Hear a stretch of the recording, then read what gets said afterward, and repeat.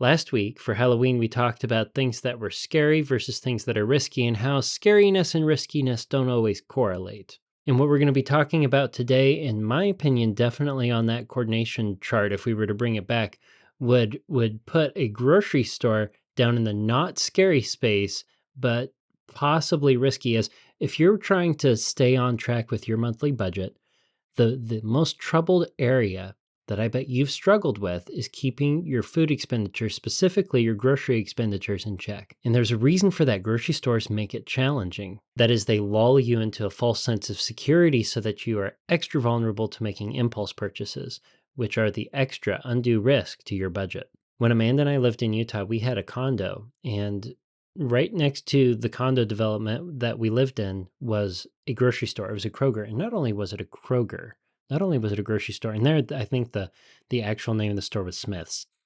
Not only was this a big grocery store, but it had like a department store component to it. You walked in, and off to the left was a department store that reminded me of J.C. Penney's or Kohl's. You could buy your clothes and your shoes there, and just about anything else you imagine associated with a retail store like that would most often be found in a mall. Off to the right was a full-blown jewelry store. And if you went digging deeper into the grocery store, back toward the far back right was an automotive section, kind of what you'd imagine finding at a Walmart. And to get to it, you'd have to cross through a home goods area that reminds me of something like Bed Bath & Beyond. There was a whole section dedicated to kitchen stuff and bedding and home decor. From there, if you wrapped back around toward the front, you'd end up crossing a toy section that reminded you of a Target. In fact, a lot of this reminded me of Target, but it was bigger and the selection was more diverse. If you can even imagine that. Just toward the front of the store, there was not only the seasonal stuff, but office supplies that reminded me more of an Office Depot or a Staples. And it was all in one store that was practically our backyard. Literally, we shared a fence. The development for the condos and the grocery store parking lot shared a fence. And there was a gate between the fences to make it extra easy for us to leave the condo, go to Smith's, and buy whatever we wanted. It was incredibly convenient to have the store in the backyard. I one time remember I was cooking something on the stovetop. I just put it on the stove and I realized that I had forgotten an ingredient. So I turned the stove on low, dumb or not, and I left. And I ran to the store. I found the one ingredient I needed. I checked out and I ran back on foot. I was able to go from leaving the door to coming back into the kitchen before the pot hit a simmer, and it was less than 4 minutes.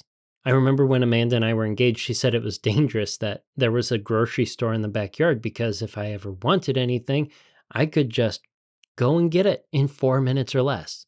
Every possible impulse purchase was no more than 4 minutes away.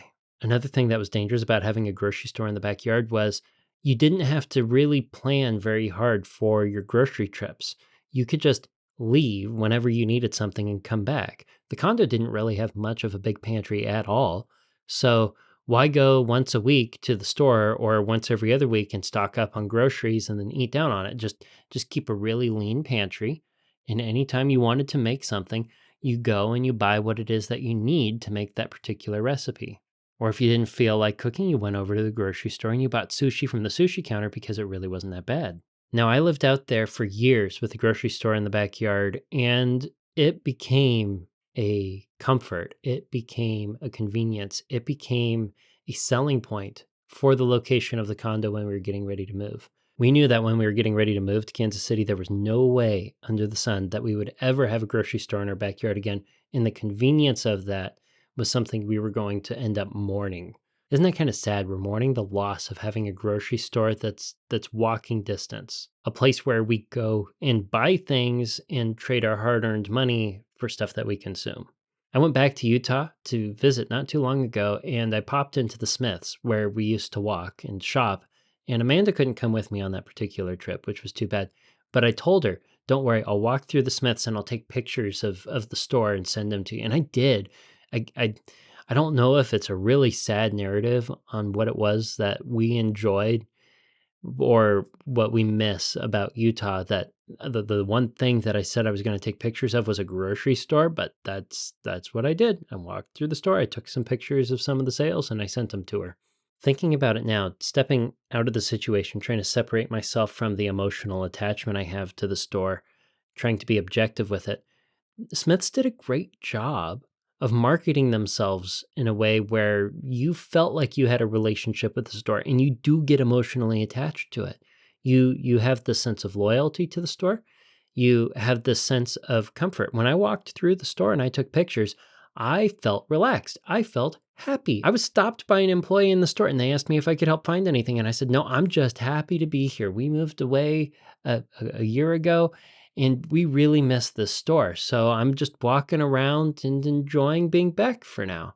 And I know it's silly to be this attached to a store, but they do something to your psychology. They do something. And that's why for our main topic today, we're going to be reacting to Matt Pat's video from Food Theory. Normally, before we get to the main topic, I would jump to a budget tip or a listener question, but we're phasing those sections out of the podcast as according to the analytics, they're the things that underperform the stories and the main topics by far.